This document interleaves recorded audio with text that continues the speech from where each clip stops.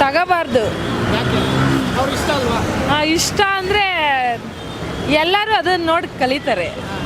ಇನ್ನೂ ಜಾಸ್ತಿ ಆಗುತ್ತೆ ಡೈವರ್ಸು. ಒಬ್ಬರು ನೋಡಿ ಒಬ್ಬರು ಕಲಿಯೋದು ಜಾಸ್ತಿ ಆಗುತ್ತೆ. ಅಡ್ಜಸ್ಟ್ ಮಾಡ್ಕೊಂಡು ಹೋಗ್ಬೇಕಪ್ಪ. ಜನರೇಷನ್ ಇದೇ ಥರ ಆಗೋಗಿ ಆಗಿದೆ. ಅದಕ್ಕೆ ಲೈಫು ಇವರು ಸ್ವಲ್ಪ ರಿಸ್ಕ್ ತಗೊಂಡ್ರೆ ಸರಿ ಮಾಡ್ಕೋಬೋದು ಯಾವ ಥರ ಜೀವನನ. ಅದೇ ಈ ಥರ ಬೇರೆ ಆಗ್ದಂಗೆ ಹ್ಯಾಂಡ್ಲ್ ಮಾಡಬೇಕು. ಅಲ್ಲ, ಪ್ರೀತಿಸಿ ಮದುವೆ ಆಗಿದ್ರು 3 ವರ್ಷ ಆಯ್ತು ಅಷ್ಟೇ. ಅವರು ಒಂದು ಪ್ರೀತಿ ವ್ಯಾಲ್ಯೂ 3 ವರ್ಷ ಅಷ್ಟೇನಾ? ಅಷ್ಟೇ ಇಲ್ಲ, ಮತ್ತೆ ಸರಿ ಮಾಡ್ಕೊಂಡ್ರೆ ಸರಿ ಹೋಗುತ್ತೆ. ಏನು ಹೇಳೋ, ಒಂದು ಮೆಸೇಜ್ ಹೇಳೋದಾದ್ರೆ ಏನು ಹೇಳೋಕ್ಕೆ ಇಷ್ಟಪಡ್ತೀರಾ ಅಂತ? ಸರಿಪಡಿಸ್ಕೋಬೇಕು ಅಷ್ಟೇ ಸರ್. ಅವ್ರು ನೋಡಿ ಬೇರೆಯವ್ರು ಕಲಿತಾರೆ. ಮತ್ತೆ ಅವರು ಸರಿಪಡಿಸ್ಕೊಂಡ್ರೆ ಬೇರೆಯವ್ರು ಎಲ್ಲರೂ ಹಂಗೆ ಸರಿಪಡಿಸಿ.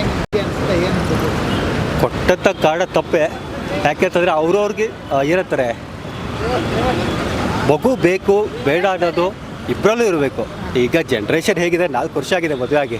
ಅದು ಯಾವ ರೇಂಜಲ್ಲಿ ಮದುವೆ ಆಗಿದ್ದಾರೆ ಅಂದರೆ ದಸರಾದಲ್ಲಿ ಹೋಗ್ಬಿಟ್ಟು ಪ್ರಪೋಸ್ ಮಾಡಿರೋದು. ಯಾಕೆಂದರೆ ವರ್ಲ್ಡ್ ವೈಡ್ ಎಲ್ಲರೂ ನೋಡಿರ್ತಾರೆ ಇದನ್ನು.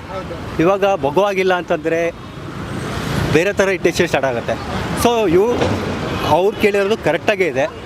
ಈ ಹಬ್ಬ ಬ್ಯೂಟಿ ಕಾನ್ಸಿಯಸ್ ಇರೋದ್ರಿಂದ ಮೇ ಬಿ ಮಗು ಬೇಡ, ಇನ್ನೂ ಲೇಟಾಗಾಗಲೇನೋ ಲೆಕ್ಕಾಚಾರ.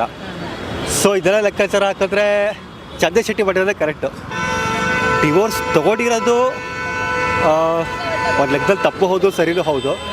ಇದು ಯೋಚನೆ ಮಾಡ್ಬೋದಿತ್ತು. ಯಾಕೆಂತಂದರೆ ಇದು ಬರೀ ಅವರಿಬ್ಬರೇ ಲವ್ ಮಾಡಿ ಮದುವೆ ಆಗಿರೋದಲ್ಲ, ಫ್ಯಾಮಿಲಿ ಸಮೇತ ಒಂದಾಗಿ ಗ್ರ್ಯಾಂಡಾಗಿ ಮದುವೆ ಆಗಿರೋದು. ಸೊ ಅವರು ಇದು ಸ್ವಲ್ಪ ಯೋಚನೆ ಮಾಡಿ ತೊಗೋಬೋದಿತ್ತು. ಹಾಗೆ ಇವತ್ತು ಯಾವುದೋ ಚಾನಲಲ್ಲಿ ನೋಡಿದೆ, ಡಿವೋರ್ಸಿಗೂ ಕೂಡ ಕೈ ಹಿಡ್ಕೊಂಡೇ ಬಂದಿದ್ದಾರೆ. ಸೊ ಅಷ್ಟೊಂದು ಮ್ಯೂಚುವಲ್ ಅಂಡರ್ಸ್ಟ್ಯಾಂಡಿಂಗ್ ಅವರಿಬ್ಬರು ಮಧ್ಯೆ ಇದ್ದಾಗ ಇಷ್ಟು ಬೇಗ ಡಿವೋರ್ಸ್ ಪ್ಲ್ಯಾನ್ ಮಾಡಬಾರ್ದಿತ್ತು ಅಂತ ನನ್ನ ಅನಿಸಿಕೆ. ಪ್ರೋ ಜನ್ರೇಷನ್ ಬಗ್ಗೆ ಭಾರಿ ಕಷ್ಟ ಹೇಳೋಕ್ಕೆ. ಯಾಕೆಂದರೆ ಹುಡುಗರು ಸರಿ ಅಂತ ಹೇಳೋಕ್ಕಾಗಲ್ಲ, ಹುಡುಗಿನೂ ಸರಿ ಅಂತ ಹೇಳೋಕ್ಕಾಗಲ್ಲ. ಪ್ರಕಾರ ಯಾರು ತಪ್ಪಿರ್ಬೋದು ಇವರಿಬ್ಬರು ನಡುವೆ? ನಿವೇದಿತಾ ಆಬ್ವಿಯಸ್ಲಿ.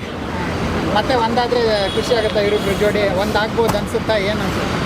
ನನ್ನ ಕಡೆಯಿಂದ ಒಂದಾಗಬಾರ್ದು. ಇದು ಮುಂದೆ ಕಿತ್ತೋಗೋ ಸಂಬಂಧನೇ. ಒಂದಾದರೂ ಕೂಡ ಮತ್ತೆ ನೆಕ್ಸ್ಟ್ ಇದೇ ಥರ ಜಗಳಗಳು ಸ್ಟಾರ್ಟ್ ಆಗುತ್ತೆ. ನನ್ನ ಅನಿಸಿಕೆ ಬೇಡ, ಒಂದಾಗದೇ ಇರೋದೇ ಬೆಸ್ಟ್. ಅವರು ದೂರ ಇರಿದ್ರೆ ಬೆಟರ್ ಅಂತ ಅನ್ಕೋತೀವಿ. ಸರಿ ಅಂತೀರಾ? ಸರಿ ಹೌದು, 100%. Thank you. SS TV, cinema ಜಗತ್ತಿನ ಕ್ಷಣ ಕ್ಷಣದ ಸುದ್ದಿಯೊಂದಿಗೆ.